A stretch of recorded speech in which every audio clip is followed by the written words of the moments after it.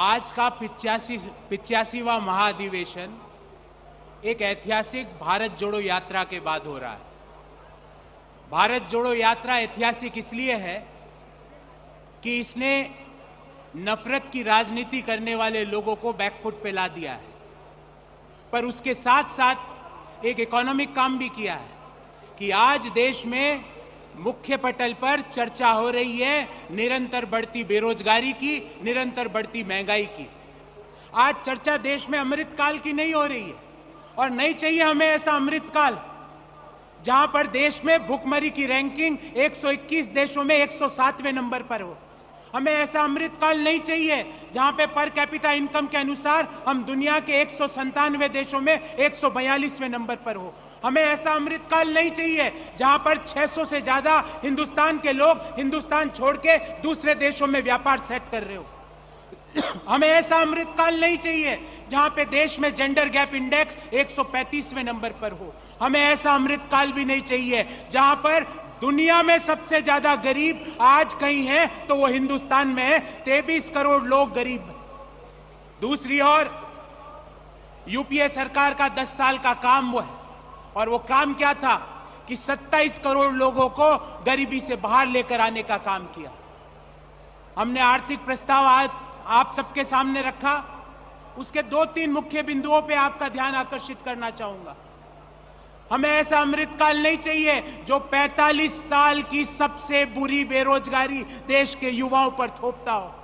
हमें ऐसा अमृतकाल नहीं चाहिए जहां पे 60% हिंदुस्तान के काम करने वाले लोग रोजगार की तलाश ही नहीं कर रहे क्योंकि वो हताश हो चुके हैं सरकार की नीतियों से। और ये नोटबंदी से लेकर तालाबंदी का सफर हुआ, इस नोटबंदी से लेकर तालाबंदी के सफर ने सिर्फ एक ही काम कराया, एमएसएमई और छोटे उद्योगों पर ताले लगवा दिए। और आज जो मैं एक आंकड़ा आप सबके सामने रख रहा हूं, CIA consortium of Indian associations का एक आंकड़ा, वो कहता है 76% एमएसएमई लॉस में चल रहे हैं। अरे चलेंगे ही ना, क्योंकि देश की सरकार सिर्फ 2 लोगों के बारे में सोचती है, उस सेक्टर के बारे में नहीं सोचती जो 12 करोड़ लोगों को डायरेक्ट रोजगार देते हैं।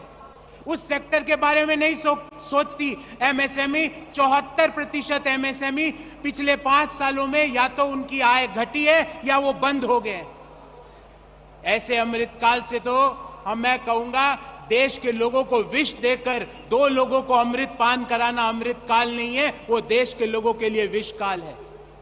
इसलिए हमने हमारे आर्थिक प्रस्ताव में भी, आपने ध्यानपूर्वक पढ़ा होगा, हमने कई मुद्दों पे बात की। एक अहम मुद्दा आपके सामने रखना चाहता हूं।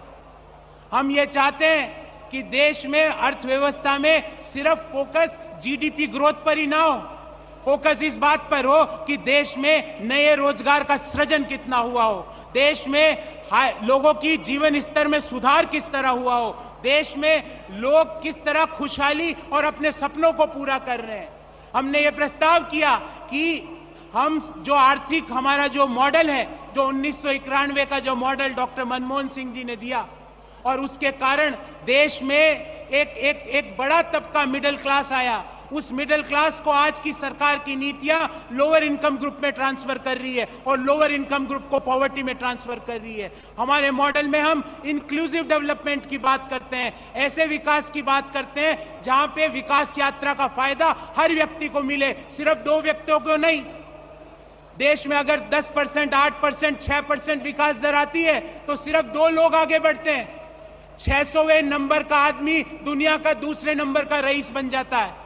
अरे ये फॉर्मूला देश के युवाओं को भी दे दो मोदी जी, कि वो 600 नंबर वाला आदमी देश में दुनिया में दूसरे नंबर का रईस कैसे बन गया। देश के युवाओं को वो फॉर्मूला दे दो, एमएसएमईज को वो फॉर्मूला दे दो। बार बार मुझे अपनी बात संक्षिप्त में समाप्त करने का निर्देश मिल रहा है।